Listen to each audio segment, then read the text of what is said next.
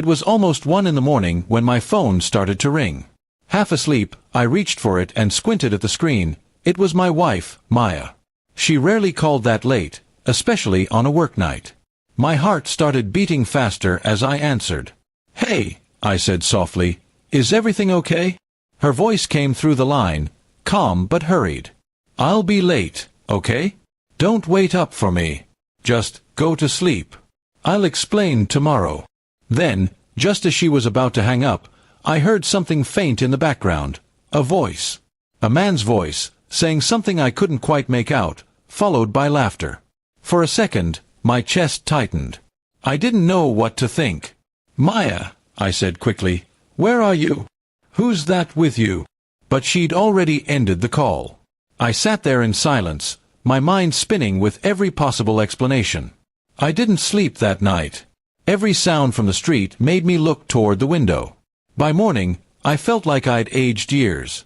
I wanted to believe her. Maya wasn't the type to hide things. But something about her tone, that nervous edge, it kept echoing in my head. When she came home around 9 the next morning, she looked exhausted. Her eyes were red, and she was still wearing yesterday's clothes. I tried to keep my voice steady as I asked, "Where were you?" She hesitated, then said, "At work. There was an issue with a client presentation, and we had to fix it overnight." I nodded slowly. "Then who was with you?" I asked.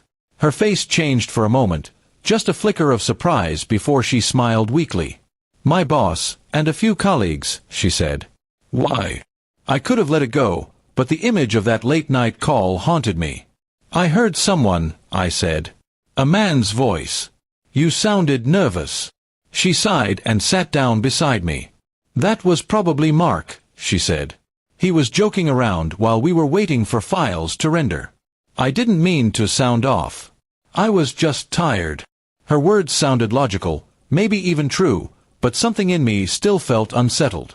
Not because I didn't trust her, but because I'd let my thoughts spiral out of control before even hearing her side.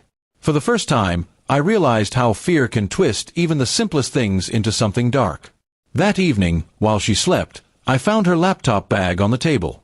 Inside, I saw a printed project report, coffee-stained and full of handwritten notes. On the last page, there was a timestamp, 2:47 a.m., and a thank you message signed by her boss for staying through the night. I sat there staring at it for a long time. I felt a wave of guilt wash over me.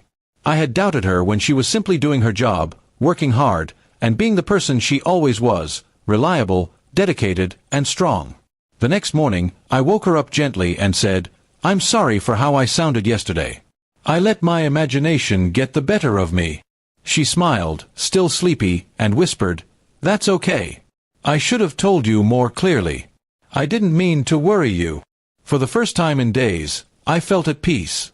That call, the one that had filled me with so much confusion, became a reminder of how easily trust can break if you don't protect it. Weeks later, we laughed about it over dinner. She teased me about being the overthinking husband, and I promised to believe her words before my fears next time. It wasn't just a lesson about trust, it was about communication, and how even love needs reassurance now and then. Sometimes I still remember that night, her voice, the echo behind her, the uncertainty that kept me awake. But now, instead of fear, it reminds me of how fragile love can be, and how strong it becomes when you choose faith over doubt. That one small moment at 1 a.m. didn't break us, it built us. Because what I said next that night, after hearing that voice, changed everything. I didn't accuse her. I simply said, "Be safe. Come home soon." And in that choice, to trust instead of question, I found the peace I didn't even know I'd lost.